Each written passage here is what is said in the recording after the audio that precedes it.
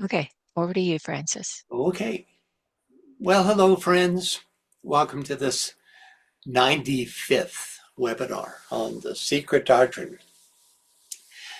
Um, I've decided to let go of the references to the Mori Federation and to the Makara.us. You've heard it, uh, you know, many, many, many times. And so I think it's not necessary to continue with that little introductory line. So we're just going to go straight into the the next part of the presentation, which is this month we begin a biography entitled HPB, The Extraordinary Life and Influence of Helena Blavatsky by Sylvia Cranston. So I did some research on these biographies, and this is sort of universally presented as being the most even-handed, fairest from either uh, super pro HPB or super against HPB. This is a very well crafted, um, fair and even biography. So, and it's also quite extensive and is well recognized. So I just decided that we would move into that. As you know, last month, um, Colonel Olcott uh, described how he became aware of HPB's death, and it seemed like a really good time to move on from that 5 volume series. We were well into volume 4 at that point. So, um, in this book, after describing Blavatsky's royal heritage, her mother was a renowned novelist, compared, for instance, to George Sand. And her grandmother was royalty. She was Princess Helena Pavlovna Fadeyev. So after a chapter on that, the book begins to describe young Helena's childhood, and that's where we'll step in. And if I could get a reader, please. I'll start. Okay. It is only when Helena Petrovna is 9 that we begin to learn about her personal characteristics. Vera, Helena's sister, thus far has been of no help, being 4 years her junior. But Aunt Nadja, 2 years Helena's senior, appears to have remembered a good deal. She informed A.P. Sennett, Helena's first biographer, in Helena's childhood, all her sympathies and attractions went out towards people of the lower class. She had always preferred to play with her servants' children rather than with her equals, and had to be constantly watched for fear she should escape from the house to make friends with ragged street boys. So later on in life, she continued to be drawn in sympathy towards those who were in a humbler station of life than herself, and she showed a pronounced indifference to the nobility to which by birth she belonged. Thank you, BL. New reader? Martha, can you read that for us, please?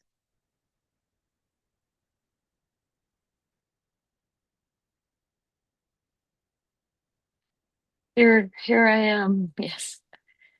Um, she was the strangest girl, one with a distinct dual nature, one mischievous, the other mystical, and metaphysically inclined. No schoolboy was ever more uncontrollable or full of the most unimaginable pranks. At the same time, when the paroxysm of mischief making had run its course, no old scholar could be more assiduous in his study. And she could not be prevailed upon to give up her books, which she would devour night and day, as long as the impulse lasted. The enormous library of her grandparents seemed then hardly large enough to satisfy her cravings. One thing particularly caused trouble. Helena had the uncomfortable habit of telling people to their faces what she thought of them, something not done in polite society. This embarrassed many and placed her own relatives in a very awkward situation, yet she was so kind and so daring that she was ready to give anything away to the needy, to do everything for a friend, and decide upon any action in defense of the injured, while she never remembered evil or injury done to herself. Thank you, Martha. Okay, so I think it's going to be really interesting to follow Cranston's biography. Okay, we began our last session by contrasting the fourth and fifth root races, the Atlantean and the Aryan. On this, HPB says, in our present all-material fifth race, the earthly spirit of the fourth is still strong in us. But we are approaching the time when the pendulum of evolution will direct its swing decidedly upwards, bringing humanity back on a parallel line with the primitive third root race in spirituality. So those last two words are key. This is a vibrational shift or assessment, when probably in the sixth root race we regain the spiritual level of the third root race, will have also developed a vastly more advanced mental awareness. We then learned that immediately following human individualization, when our causal bodies had only just come into being, the indwelling human ego was not yet capable of self-directed activity. And so it was the solar angels themselves who inhabited humanity's physical forms and directly bore the burden of developing man's incipient consciousness. This is quite different than the situation now, where the human soul is incarnate and the solar angel overshadows the personality. At this time, because there was absolutely no development whatsoever, the solar angels themselves literally incarnated in order to start the process of becoming, after this great initiation called individualization. Okay, next, HPB reveals that in the latter days of the fourth root race, the Earth condensed and stabilized, and the form-building lunar petries perfected their work. As a result, human bodies became more symmetrical, balanced, and suited to a finer level of expression. But the consequent development of lower mind obscured soul contact because of humanity's growing preoccupation with desire, material ambition, and separative thinking, which all acted to block the higher influence. This was a necessary stage, not a mistake, during which engagement with the outer environment was emphasized. It was the purpose of humanity at that stage. HPB says the three middle principles in earth and man became, with every race, more material. The soul stepping back to make room for the physical intellect, the essence of elements becoming the material and composite elements now known. We then learned that early in man's development, the dhyanis, or mind-born sons, which form our five middle principles, projected an ethereal outline of humanity into denser substance. It was literally a process of projecting a shadow of themselves. These archetypal shadows then acted as a blueprint for the nature spirits or elemental intelligences to actually fashion the dense physical bodies of man from matter.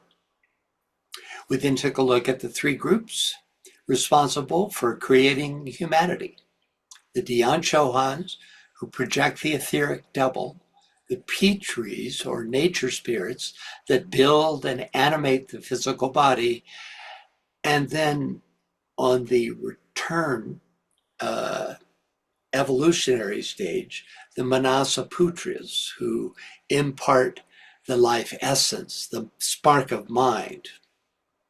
HP then describes the quote unquote breath of life, distinguishing it from prana, its physical etheric counterpart.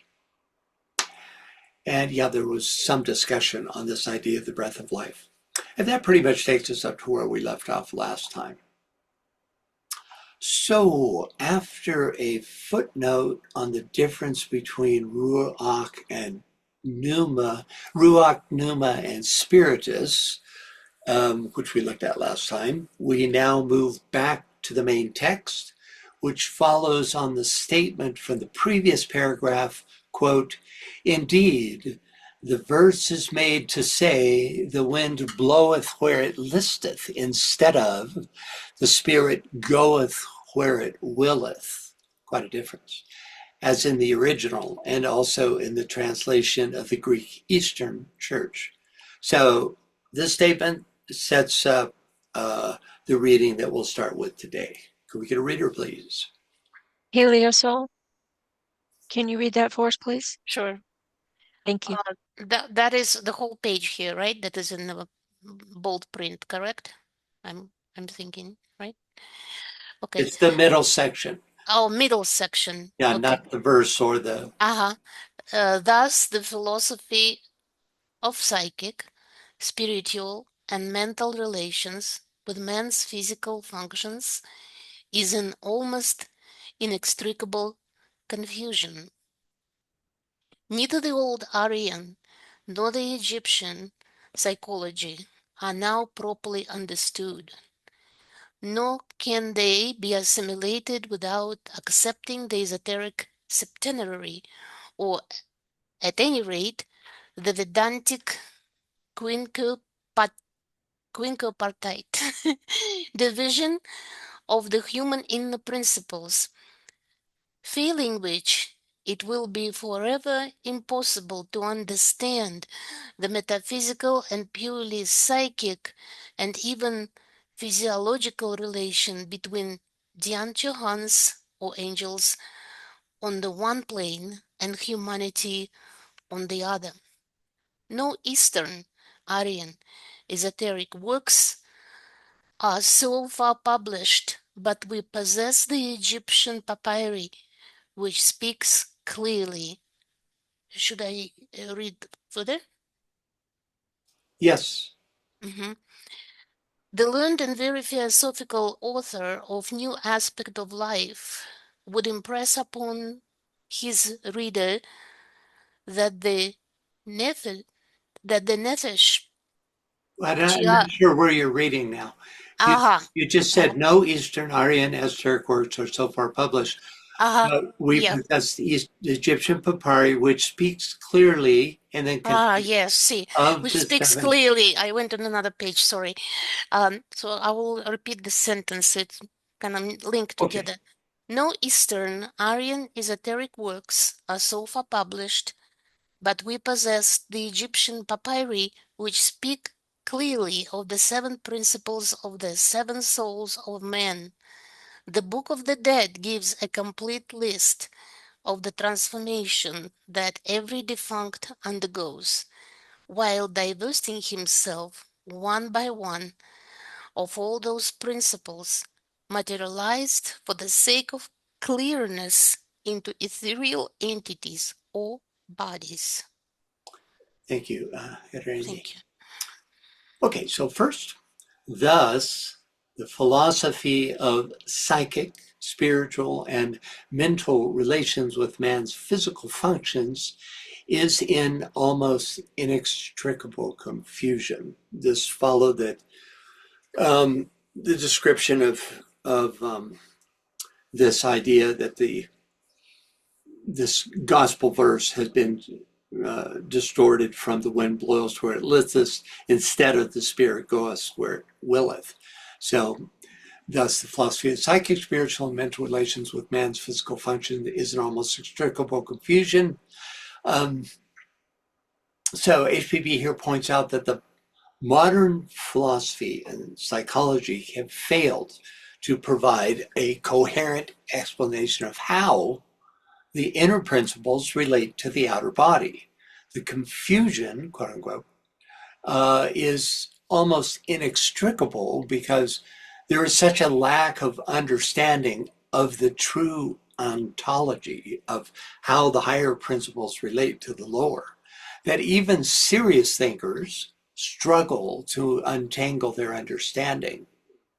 This confusion is heightened by the Western tendency to either reduce consciousness to brain function, very popular ideas still, or to treat soul and spirit as vague abstractions without recognizing, let alone understanding, their true occult structure and interaction.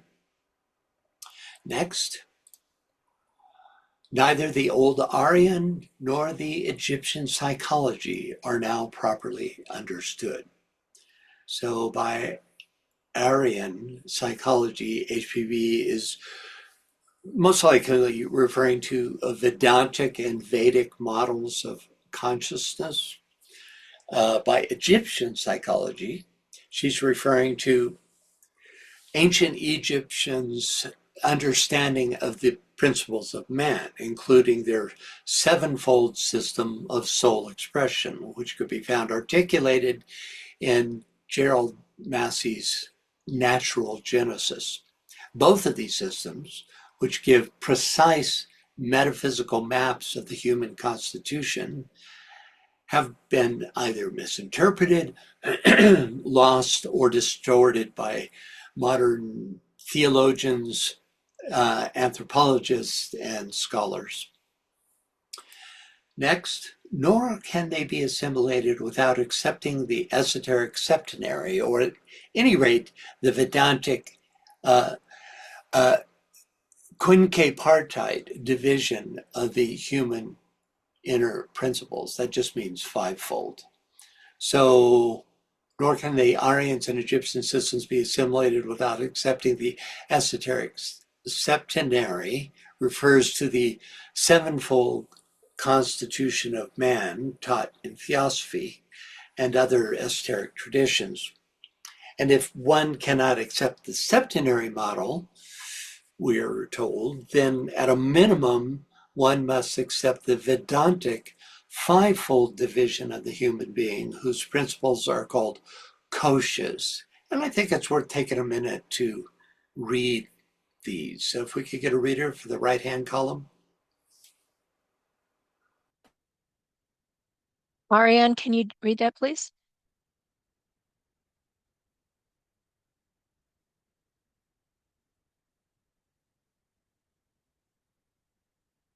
Well, she's not. And Veronica, can you read that for us, please? Yes, I'll try. Anadamaya, the bliss sheath, the innermost sheath closest to Atman, associated with spiritual joy, transcendence, and pure being.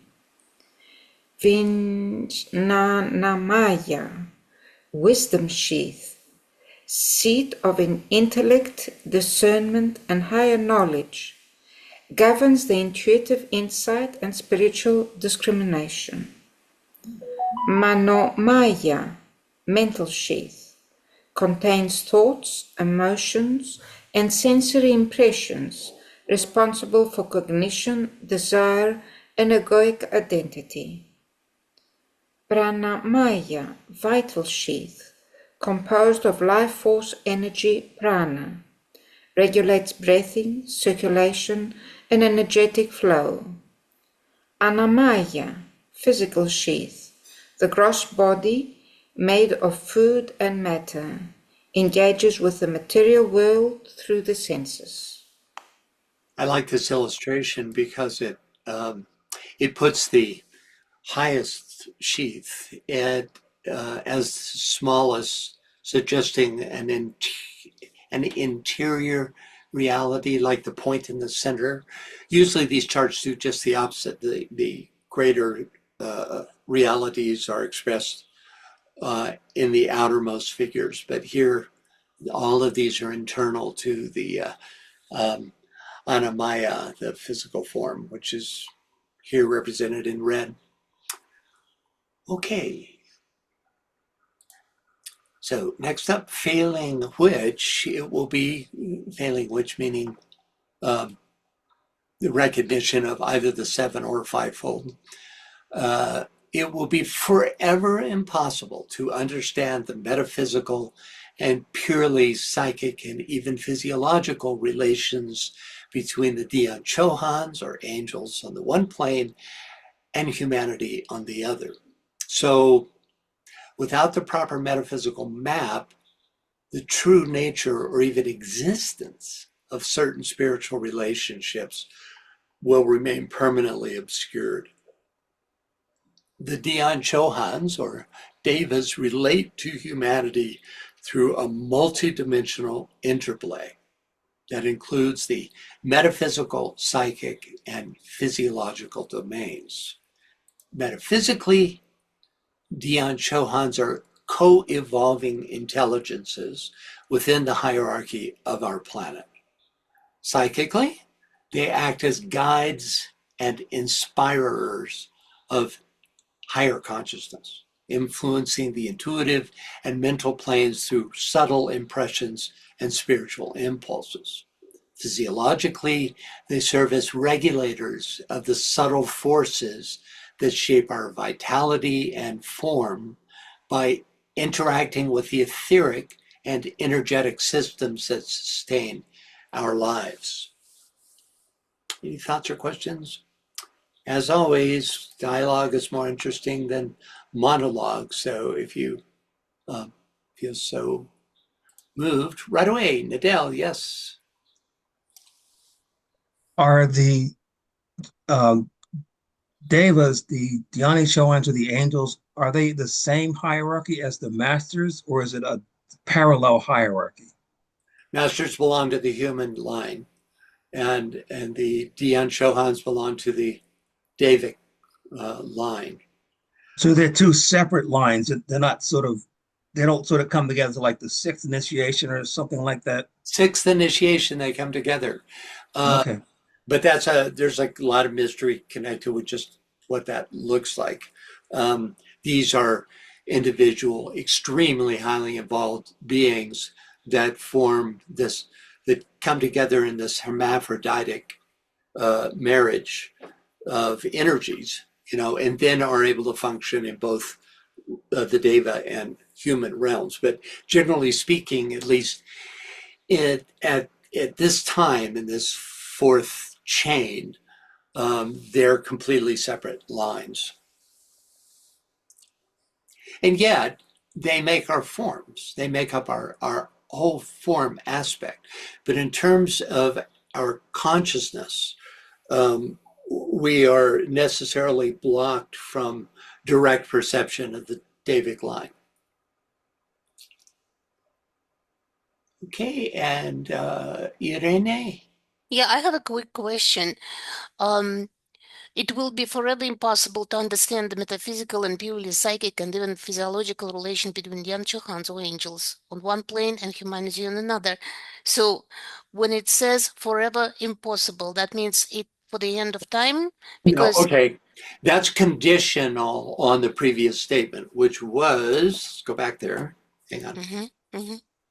We have to go back to, uh, uh, nor can they be assimilated without accepting the esoteric septenary, or at any rate, the Vedantic Kinka partite quinquepartite division of the human principles, failing which, in other words, if they don't at least have this fivefold or sevenfold understanding, then we have this condition where it'll be forever impossible to understand Okay. this. So that means if It doesn't we mean start that to all of us. understand, yeah. So that means whoever begin understanding that contact might happen. Well, it starts with becoming familiar with the system of either the fivefold or sevenfold principles of humanity. Mhm. And then from that understanding, we eventually gain contact, soul contact, and we very gradually over time learn about the interrelation of all these principles, right?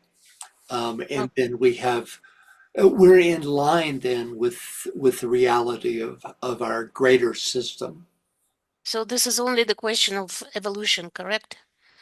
Yeah, it's a Okay. question of evolution, Okay. But yeah, this failing, which is means if you don't understand the seven or fivefold system, then it'll be forever impossible to understand uh, the metaphysical, psychic, and physiological relationships between the angels and humanity. Is basically what he's saying.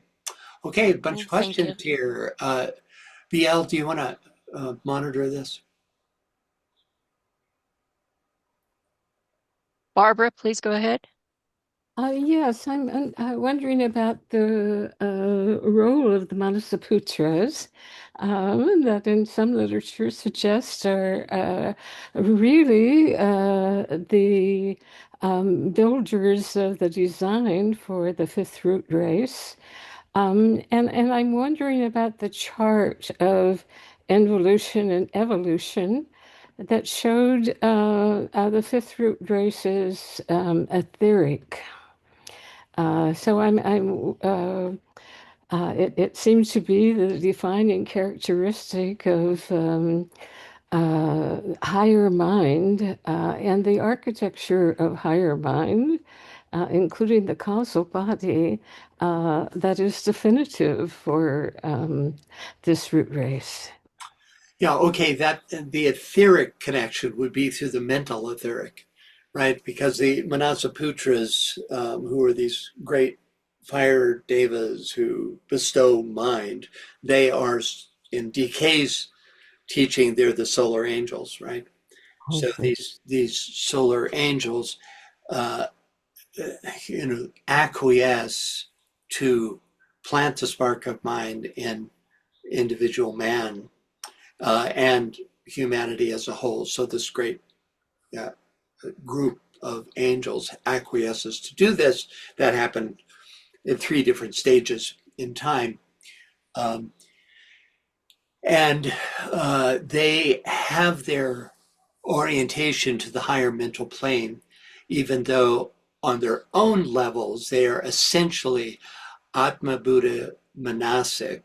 Um, uh, um, but in relation to the human being that they are overshadowing, that they are focused through the causal body, even though they are not themselves that causal body. Does that answer your question? I felt like there's another question in there. No, thank you very much. That's You're helpful. welcome. Yes. Okay, next. Well, Yeah. Joe? Oh, yes, thank you. I have a weird question. A number of years ago, I had an important dream, I thought, in which I described it was a 5 or a 7, and I've never set aside the 5 or the 7.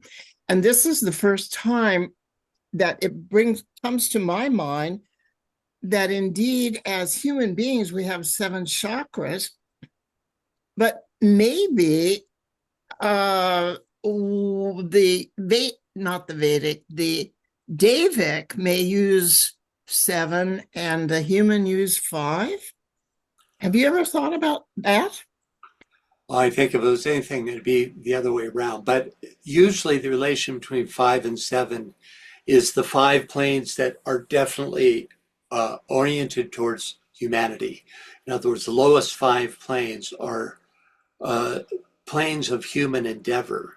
And then the highest 2 plane, which are the highest, the monadic and Uddie planes of the cosmic physical plane, take us beyond into the higher kingdoms of nature. So in terms of principles of expression of the monad, then it begins with the Atmic. I even have a chart of it in here, which we'll get to today, and and then moves downward from there. So that's one way of seeing the 5 and the 7. Is the 5 is that which particularly relates to humankind.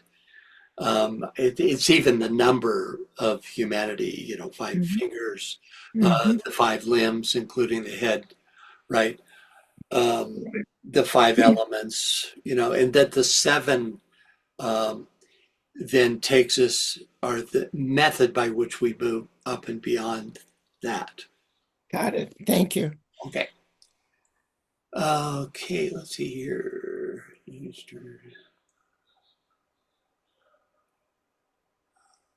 All right, next, no Eastern Aryan esoteric works are so far published, but we possess the Egyptian papyri, which speak clearly of the 7 principles of the 7 souls of man.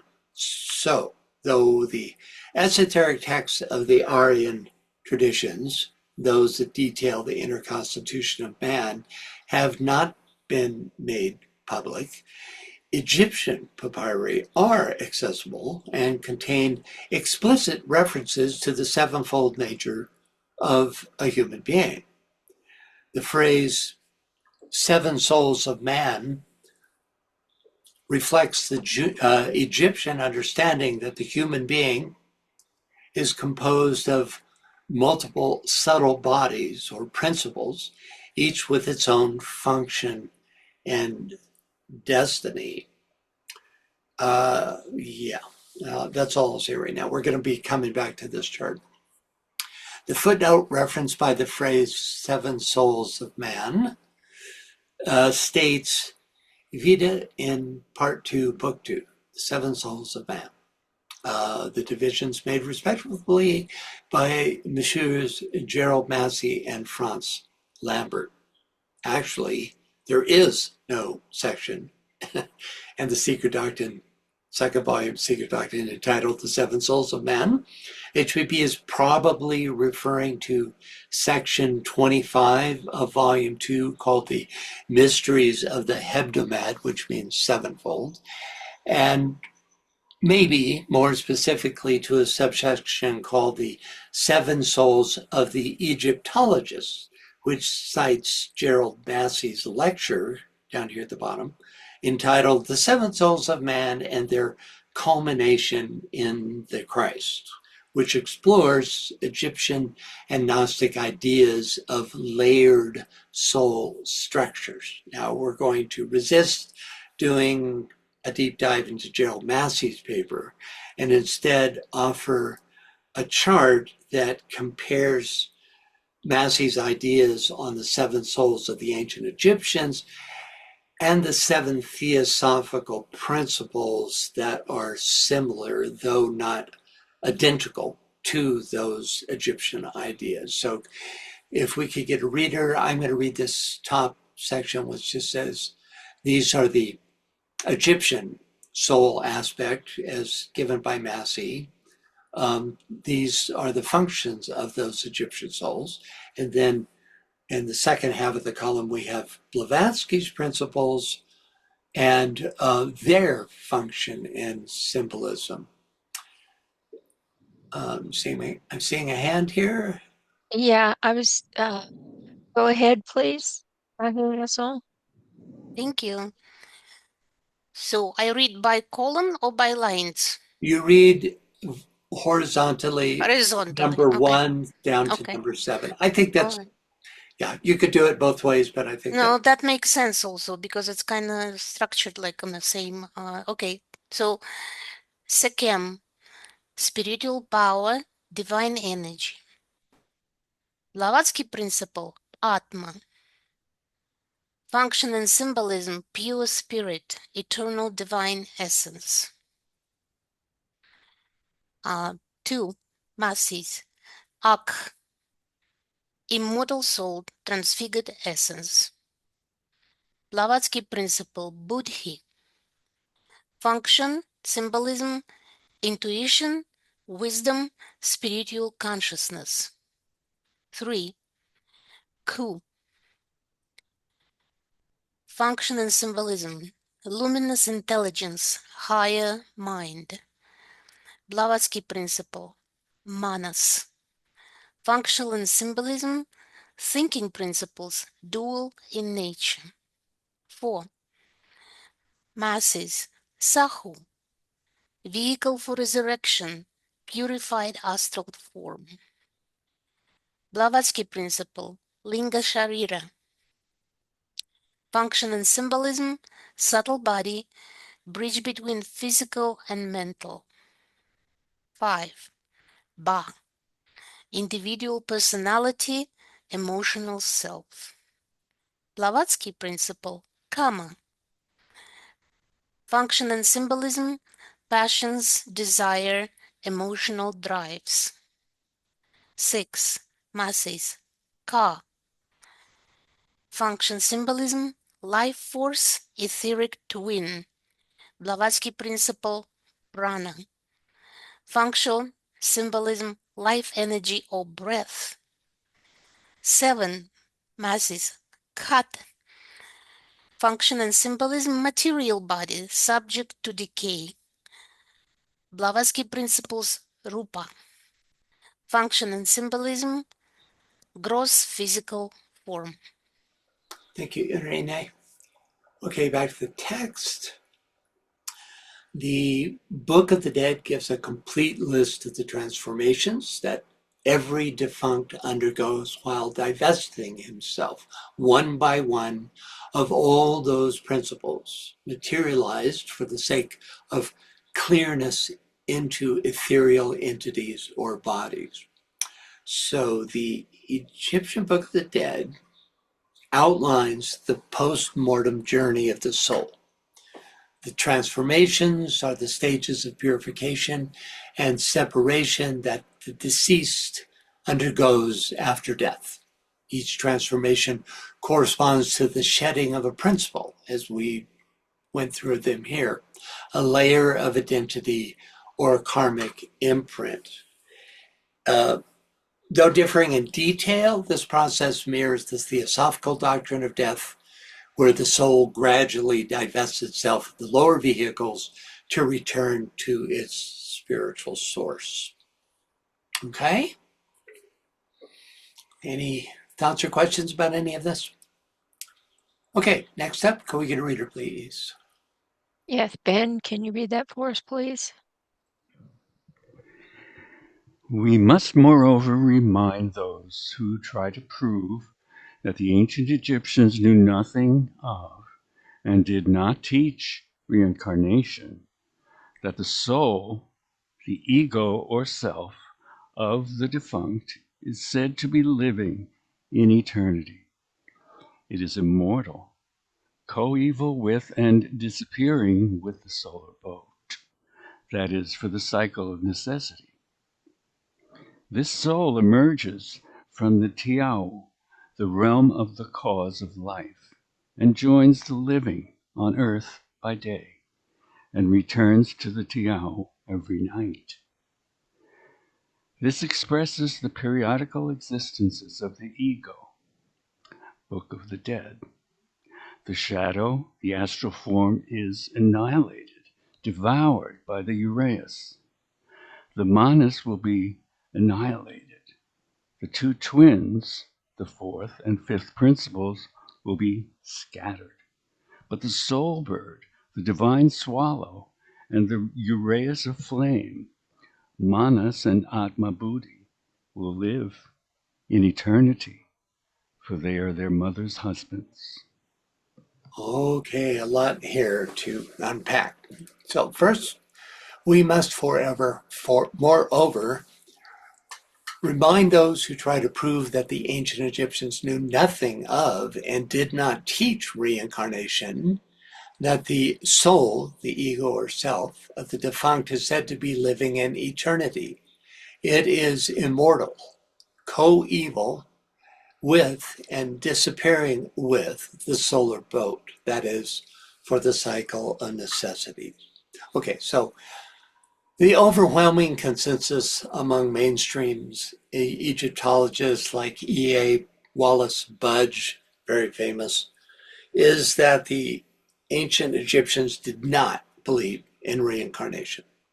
However, there are exceptions to this mainstream belief, like R.A. Schwaller de Lubitsch, who often referred to the quote-unquote cycle of becoming, which aligns closely with the theosophical cycle of necessity.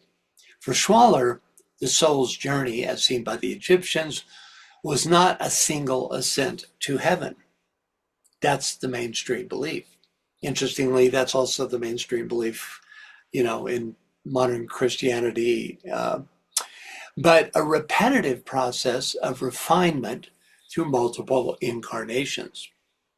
He saw the Ka, Ba, and Ak not just as soul fragments, but as stages of consciousness that evolve across lifetimes. The solar bark, mentioned in the quote, carries the sun god Ra across the sky by day and through the underworld by night.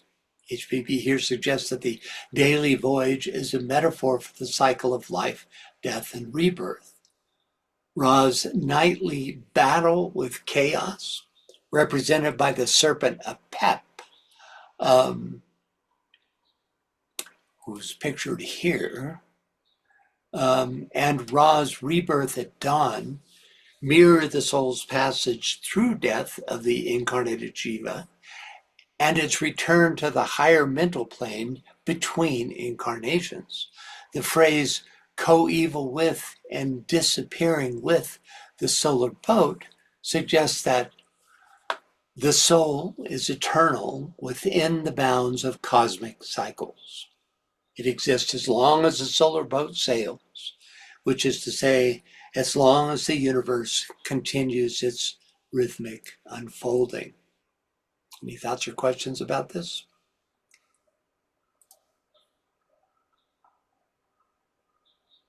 Yes, please go ahead, Irena.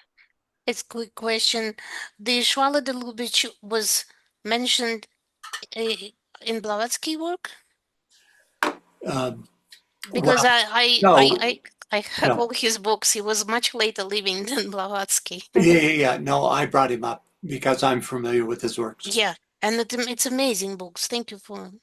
Yeah, they are incredible. He's very dense and can be difficult, but it's worth the effort. He packs a lot in, and he really was an extraordinary esotericist. Was it his niece, Isha Swallow de Lubitsch? Isha Swallow de Lubitsch wrote this extraordinary 2 volumes called Hairback, Chickpea, and Hairback the Initiate, which really is like a close-up look at the life of an Egyptian initiate. Also dense because she was quite aware of her uncle's great work. Schwaller did things like he would analyze the relationship between hieroglyphs that appeared on one side of like an inner temple wall with what appeared directly opposite on the outside of that wall, right? Which, nobody ever does that. So he would then combine those two meanings and found that they were significantly connected. So he really did things with the his fundamental premise was that these were great. This was a great esoteric mystery school, which most Egyptologists don't have that thought at all. They were primitive. They have this idea that civilization unfolds linearly. So if it came earlier, it was less evolved than what came later. That idea, which is very Western. He understood the importance of this whole Egyptian mystery school and was able to articulate it in his books. Plus, being a hands-on Egyptologist in Egypt. Okay. Okay, next. This soul emerges from the Tiau, the realm of the cause of life, and joins the living on earth by day to return to Tiau every night. This expresses the periodical existence of the ego. Book of the Dead. Let's see, what is that? 100 and what is that? 100. See, I think I wrote it. 106.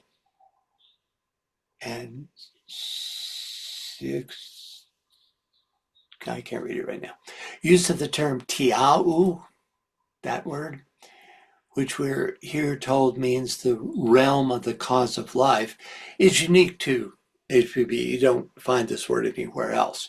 I give it a lot of credence because she had masters that worked with her out of form and probably revealed to her an esoteric Egyptian reality or word that hasn't come to light through archaeology. Actual Egyptian words with similar meanings are the duat, aminti, and the field of reeds. The key to this passage is the interpretation of the words day and night. To HPB, day represents incarnation, consciousness, and activity in the physical world, whereas night symbolizes death or withdrawal from physical life, with the term joins the living, meaning that the soul temporarily inhabits a body, thereby engaging in earthly existence. The citation from the Book of the Dead references spell 143, that's what that is. Which according to HPB's interpretation describes the soul's cyclical journey. Here's the spell 143 in hieroglyphics. Okay, any thoughts, questions, anybody? Right. Next up. The shadow, the astral form, is annihilated, devoured by the Uraeus. The manas will be annihilated. Okay. Manas is a Latin term for the spirits of the dead, borrowed here to refer to disembodied souls or astral remnants. Spell 51 describes 14 mounds, each inhabited or guarded by distinct entities, serpent beings who breathe fire and other guardians. These mounds are initiatory gates that represent obstacles, trials, or stages of transformation, which the soul must confront and overcome in order to progress towards eternal life. Each mound is associated with a specific challenge or power. And by naming or invoking the beings within a particular mound, the deceased gains empowerment and protection. The 14th mound is described as the edge of all known things, guarded by beings whose eyes see truth and whose tongues speak flames. Okay. Yeah. And finally, we have The two twins, the fourth and fifth principles, will be scattered, but the soul bird, the divine swallow, and the uraeus of flame, manas and atma buddhi, will live in the eternity, for they are their mother's husbands. Okay, first of all, the two twins, or the fourth and fifth principles, refer to kama, the desire nature, and lower mind, which are often brought together. Scattered means disintegrated after death. The soul bird is a metaphor for the immortal aspect of the soul, whereas the divine swallow represents the soul in flight. The uraeus of flame is a symbol for divine wisdom and spiritual power, often depicted on the foreheads of the gods and pharaohs. Together, the swallow and the uraeus represent higher mind, buddhi, and atma, the higher principles which survive death. For they are their mother's husbands means that atma buddhi manas is both born from and united with the mother aspect, the form aspect, and thus play a generative role in the evolution of consciousness because the higher principles animate and spiritualize the lower quaternary. Okay, any thoughts or questions there? There's just a lot of symbolism in what she writes, right? So, you have these two principles, kama manas, are scattered at death, but that higher aspect of the soul, as well as divine knowledge, live in eternity, for they are their mother's husbands, meaning that they are the progenitors of that which is sent, the principles that are incarnate. Any thoughts? She really packs the meaning in this very dense statements. Okay, let's take a look at the footnote referenced by the term their mother's husbands. Can we get a reader, please? Nadel, can you read that for us, please? Another suggestive analogy between the Aryan or Brahmanical or Egyptian esotericism. The former, called the Pitris, the lunar ancestors of men, and the Egyptians made of the moon god, Ta Esman, the first human ancestor. This moon god expressed the 7 nature powers that were prior to himself and were summed up in him as his 7 souls, of which he was the manifester as the 8th one, hence the 8th sphere. The 7 rays of the Chaldean heptakis, or Lao, on the Gnostic stones indicate the same septenary of souls. The first form of the mystical 7 was seen to be figured in heaven by the 7 large stars of the Great Bear, the constellation assigned by the Egyptians to the mother of time, and of the 7 elemental powers, see the 7 souls, etc.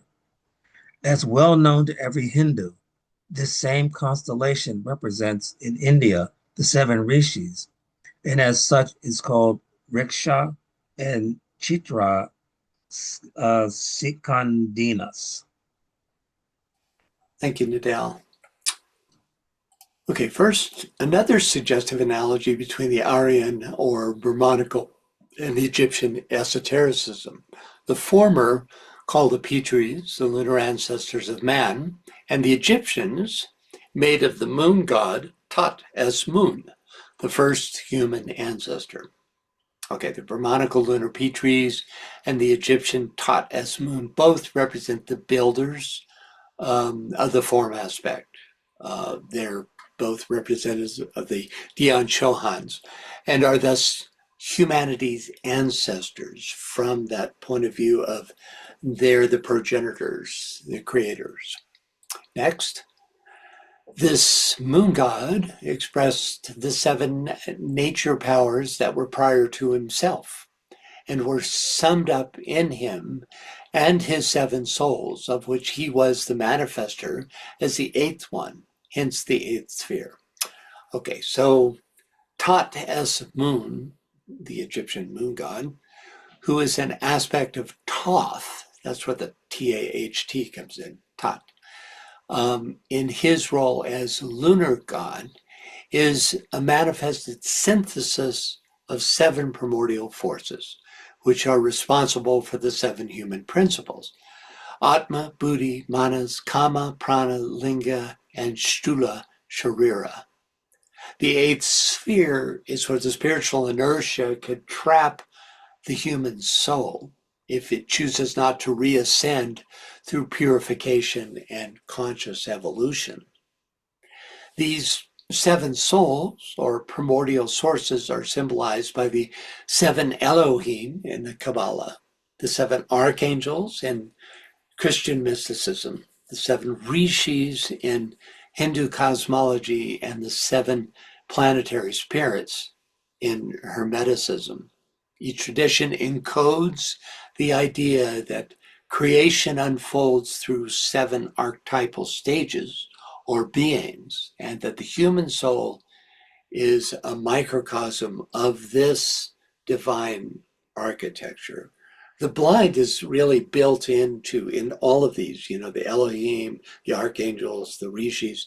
The blind is built in by imagining these as like gods, personifications, and when in fact they represent these archetypal stages of becoming, right? These principles in man that we participate in.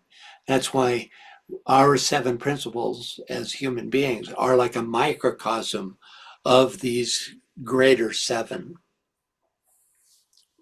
Okay. HPB seems to be implying, which he says, hence the 8th sphere, that the moon's role as the 8th expression of cosmic forces corresponds to the 8th sphere, a realm where the lower self becomes trapped in materiality and loses its connection to its higher principles, thus risking annihilation or at least dissolution until a future Manvantara. Actually, I think it's more accurate to say that prolonged and unwavering adherence to lunar or material expression after that part of one has been fully developed, because there's a period where that's an appropriate orientation, right? But if after that period has passed and one still adheres to material expression, then that can lead one to the God-forsaken realm called the 8th sphere. That said, it's important to distinguish Thoth as a synthesis of lunar forces from the 8th sphere. They're not at all the same thing. Thoth is the god of wisdom, of writing and lunar cycles. He governs time, measure, and cosmic law, whereas the 8th sphere is where soul-forsaken personalities, those who have severed ties with their higher spiritual principles, are drawn into finally after death. DK tells us that this most terrible of all possible scenarios, fortunately, is very, very rare. Can we get a reader, please? Yes, Barbara, can you read that for us, please? Yes. Much has been hinted at in certain of our occult books about the 8th sphere. I would suggest that in this linking factor of intelligent mind, we have a clue to the mystery. When mind becomes unduly developed and ceases to unite the higher and the lower, it forms a sphere of its own. This is the greatest disaster that can overtake the human unit.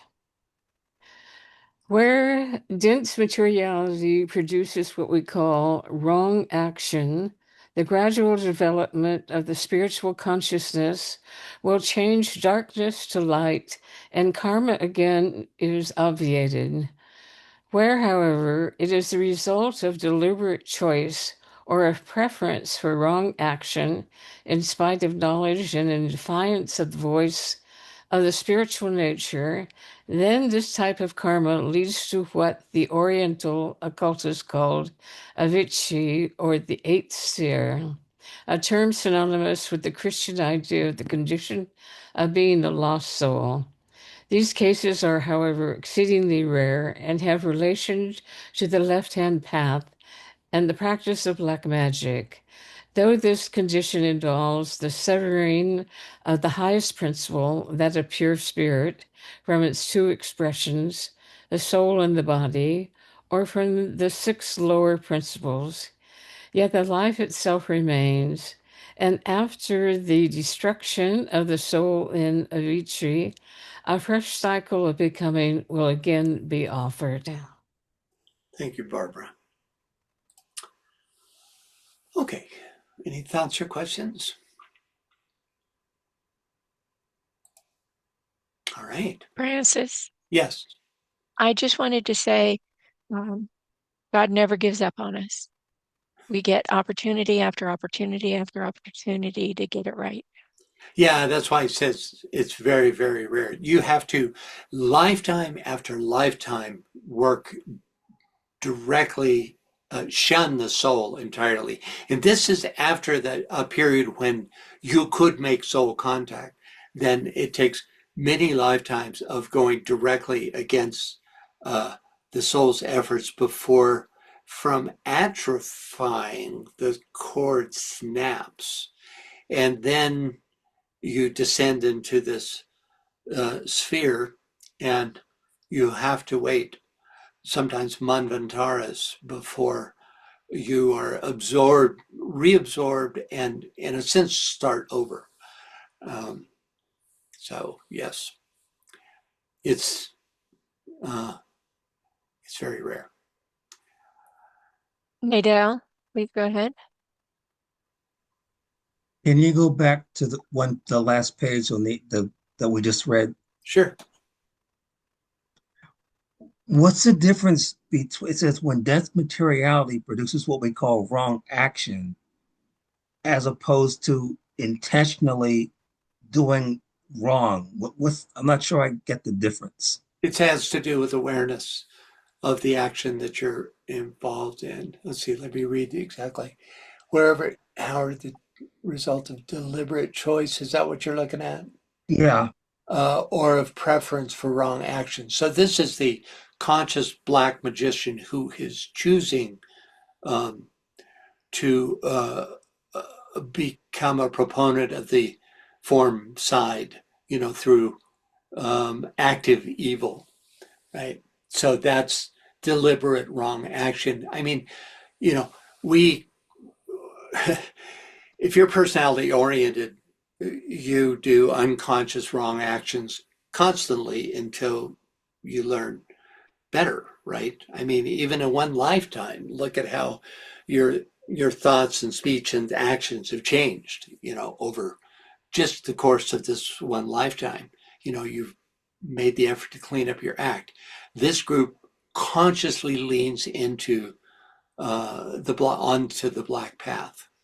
And even then, you're given many, many lives, many chances to reverse your process. And for those very, very few who do not, then they end up in the eighth sphere. Did I answer your question? I think so. It has to do with conscious intent. So he really says it here, in spite of knowledge. So, if you're just, like, say you're a gangster, and you kill a bunch of people and you do a lot of evil, but you're not really in any kind of conscious awareness of where you are in your stage of becoming. You've yet to develop any soul contact whatsoever, and you're just following what your environment presented to you. That's not this. That's not this description. It's when you become, in spite of knowledge, you become occultly aware, and then you defy the voice of the spiritual nature. It's presented and it's rejected. Then this type of karma leads to Avicii, or the eighth sphere, right? In other words, the karma accrued by consciously denying in defiance the voice of the spirit of one's spiritual nature. So there's a whole developmental period when one naturally involves oneself in all kinds of what we would call evil action, really just wrong understanding. And then there's this whole other level that happens. The overwhelming majority of people, by the way, if you're into the unfolding of the petals of the egoic lotus, this happens at the fifth petal of the love petals, the central petal of the love tier of petals. So you have, the three lower petals, the three middle petals. So it becomes the fifth overall petal that you come face to face with this, because then the soul makes itself clear to you and you reject it. And many do this for a while, and then in subsequent lives turn back to the soul after experiencing the negative effects. So it's not like, even in one life, you could be, horrible. You could choose conscious black magic and harm a lot of people, right? But if in the next life, you begin to turn back to soul impress,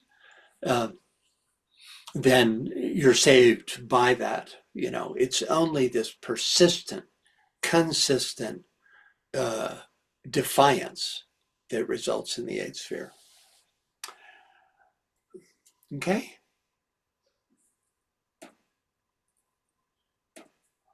Okay, let's see here. Next, the 7 rays of the Chaldean heptachus, or Iao, on the Gnostic stones indicate the same septenary of souls. So we've been talking about all these different expressions of the 7, right, which are the 7 principles. Up here it was like the Elohim, the archangels, and the rishis are 3 ways in which they're described. So here we have yet, an additional one, which is this Chaldean heptachus. Hep is always means 7, and the Iao.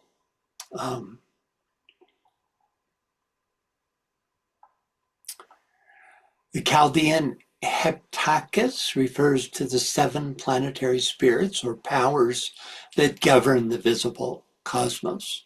These are often linked to the Chaldean oracles, which describe a layered universe governed by divine intelligences. So it's right in line with the theosophy and occultism in general. Iao, or Iao, is a mystical name for the divine used in Gnostic and Hermetic texts.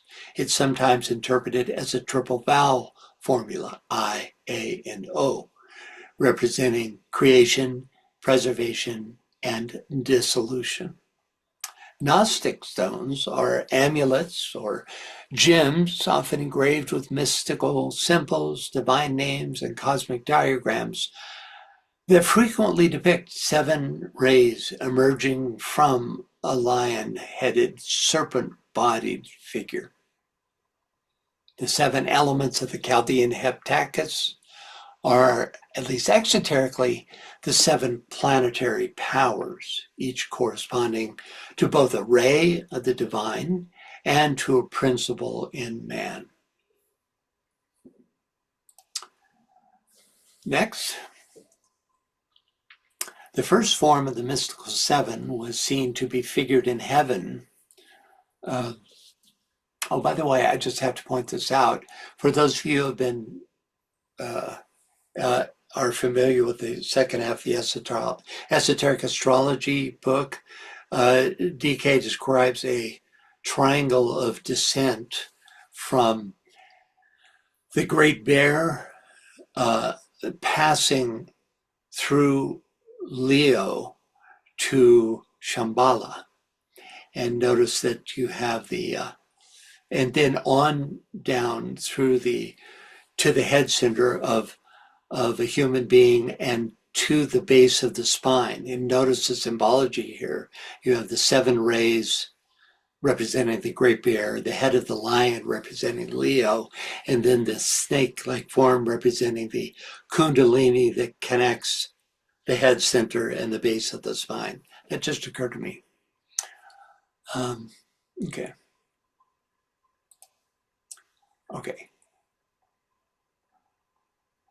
The first form of the mystical 7 was seen to be figured in heaven by the 7 large stars of the Great Bear, the constellation assigned by the Egyptians to the mother of time, and of the 7 elemental powers.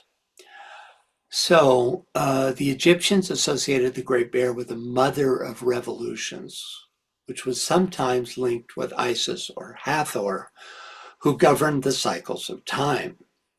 The Great Bear's slow revolution around the pole star makes it like a cosmic clock that marks the yugas, ages, and world periods. Thus, the mother of time is the cosmic womb of cyclicity, right? Of the cycles that we are all bound by, the source of measured duration. Each of the Great Bear's 7 stars were linked to one of the 7 elemental creative powers, the forces that structure both cosmos and man. And Theosophy does this too. This is, the Great Bears are in the primary causal position in both disciplines.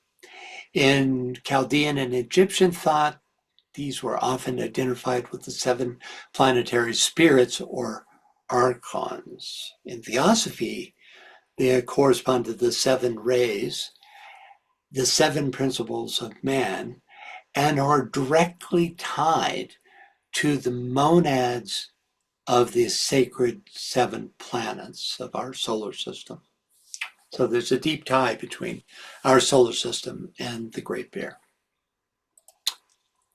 Finally, as is well known to every Hindu, this same constellation represents in India the 7 rishis, and as such is called Riksha and Chitra Sikandinas.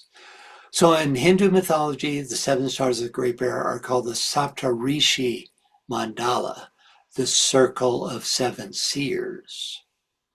Each star is identified with one of the 7 sages: Atri, Bharadvaja, Gautama, Yamadagni, Kasyapa, and Vashtista, and Vishvamitra. Those are 7. These sages are regarded as progenitors of wisdom, transmitters of the Vedas, and guardians of cosmic law across the cycles of time. Okay, next up, could we get a reader, please? Yes. Shirley, can you read that for us, please? Shirley?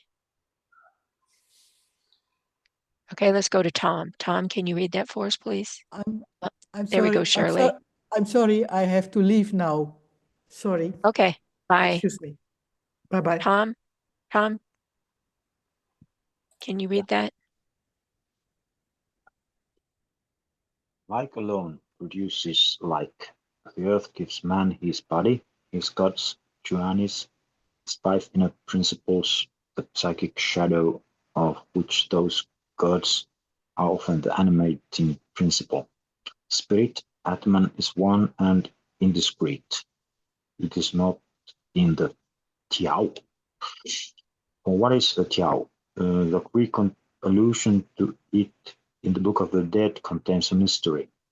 Tiao is the path of the night sun, the inferior hemisphere or the infernal region of the Egyptians, placed by them on the concealed side of the moon.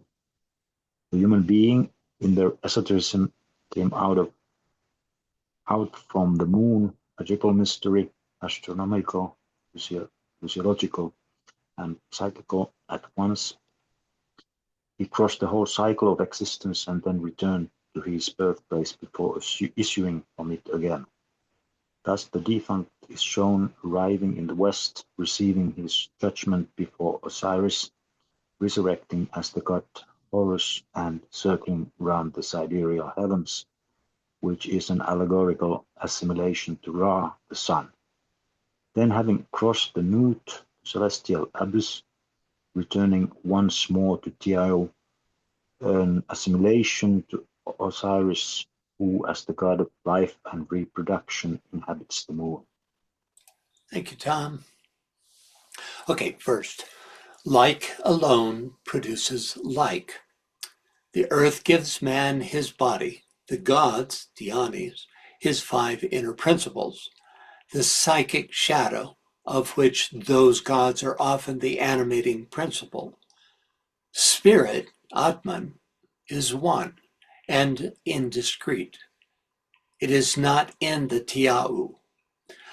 Okay, so like alone produces like means that each plane or principle can only produce its own kind. She's out of its own substance. Therefore, the earth, meaning the physical plane, gives man his dense physical body, and the Dionys give man his 5 inner principles. The quote-unquote psychic shadow refers to the lower mental and astral sheaths that are animated by the Dionys. Spirit, Atman, is one, and indiscrete means that it is indivisible. The Tia'u is a place of testing, purification, and transition. Atman is not in the Tia'u because it has transcended these conditions. Any thoughts, questions? It's a very dense section of the text. Next, for what is the Tia'u? The frequent allusion to it in the Book of the Dead contains a mystery. Tia'u is the path of the night sun, the inferior hemisphere or the infernal region of the Egyptians, placed by them on the concealed side of the moon. Isn't that interesting? So the Egyptians believed that the sun traveled through the unseen occult side of existence during the night, which they called the duat.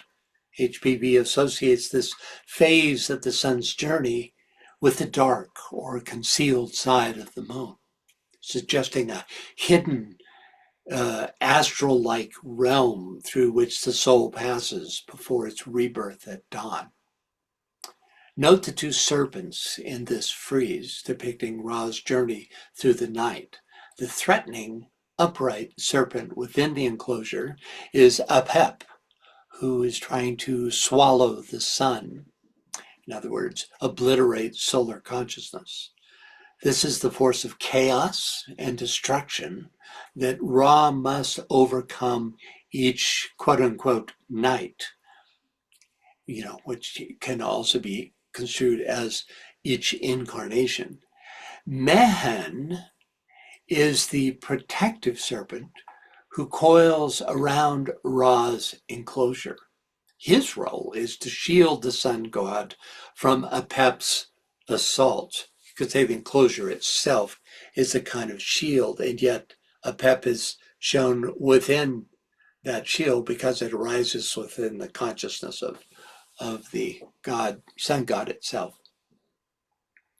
Next, the human being in their esotericism came out from the moon, a triple mystery, astronomical, physiological, and psychical at once.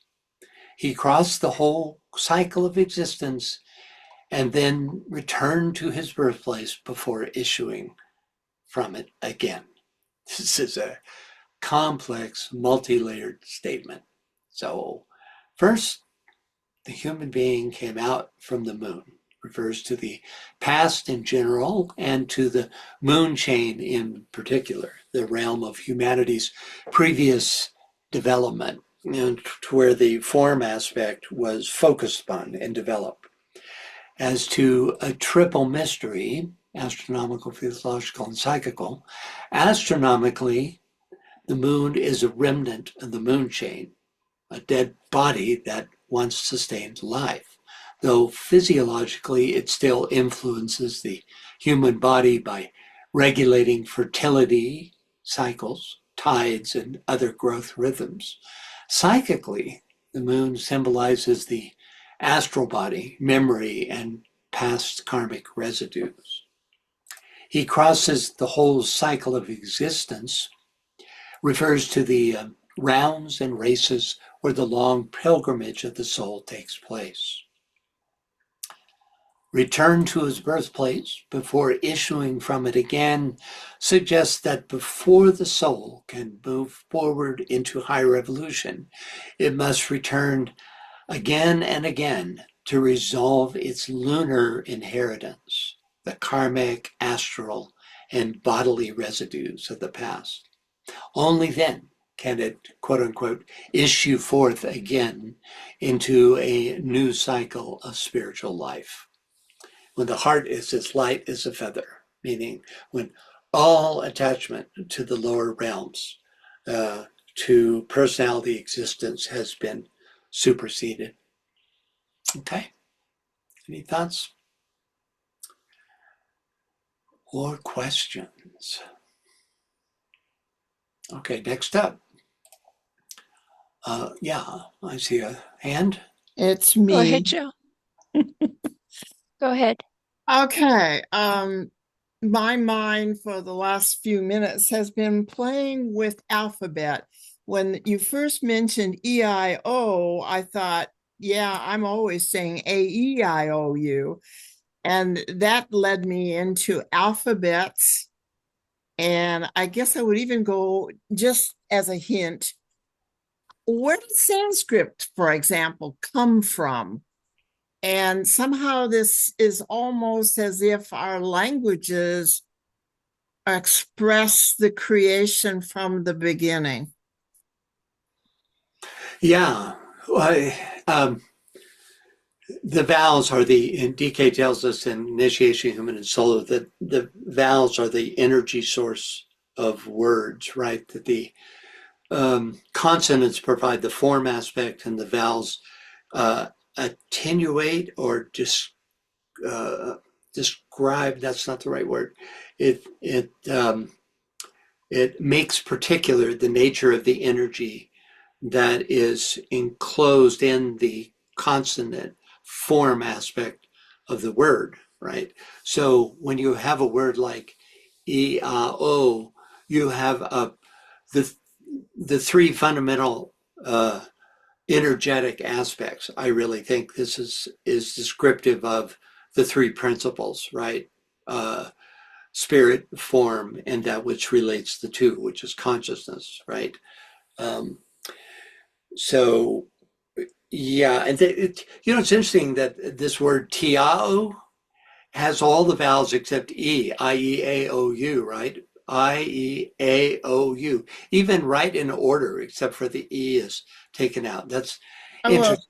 I will add to that, and this will extend it. Maybe you don't want to go there, but when I thought about, let's see, numbers, and the seven chakras or the five chakras, then I realized that first we have a consonant, then we have a vowel, and we have in essence we have consonants on both ends of the five vowels or the three.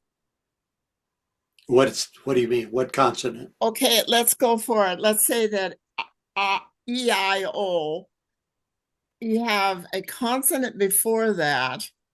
That's the one. And then you get the first sound is the vowel, and then another consonant, and you keep going, and at the very end you add a consonant again.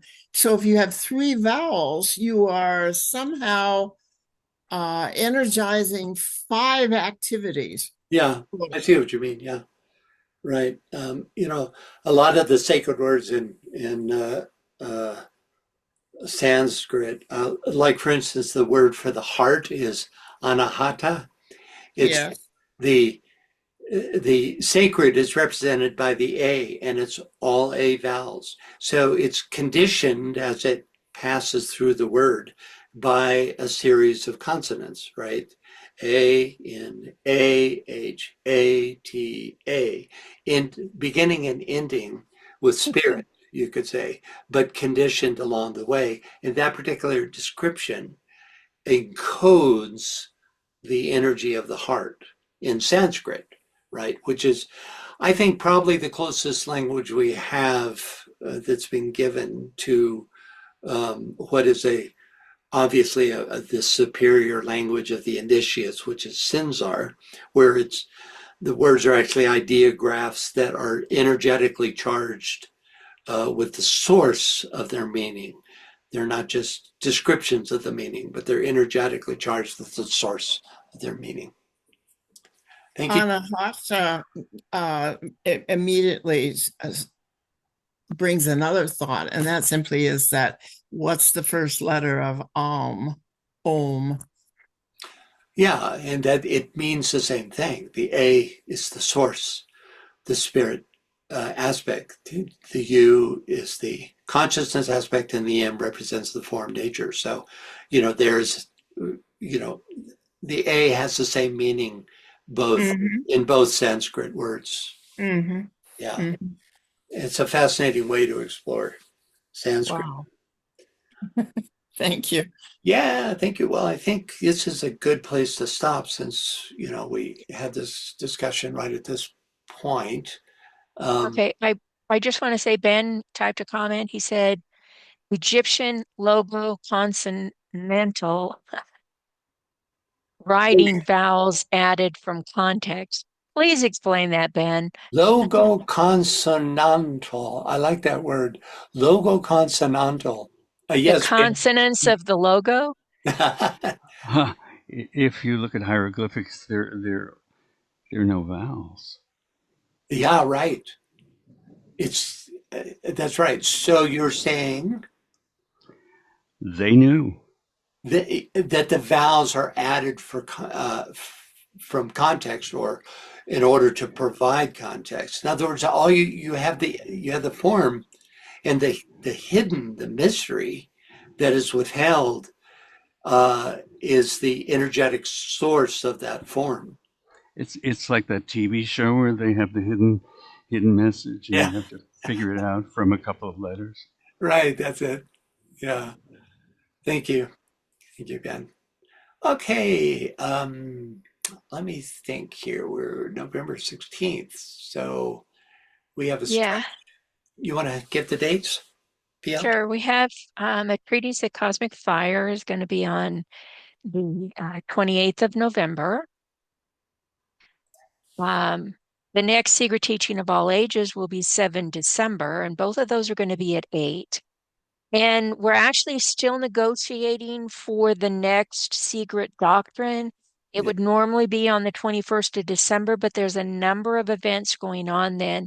So we're possibly going to change it to the 14th. Yeah, that would be a good choice. But we have events then too. So we have Stay to tuned. deconflict, huh? Stay tuned. Yeah, exactly. I'll send the invitation out once we decide. Well, I'll send it out a week before once we decide what the date will be, and then the reminder on the day of the date and time. So, Yeah, thank you, everybody, and if thank you you, get emails Francis. from Constant Contact, I always want to say Constant Comment, but it's not the T, it's the app that sends these things out. Just notice that there will be a change for the Secret Doctrine. But otherwise, I think things are pretty much on schedule. Just that one difference. Yeah. Thank you all Thank you, everybody. And we'll see you next time. Be well. Bye. Thank you.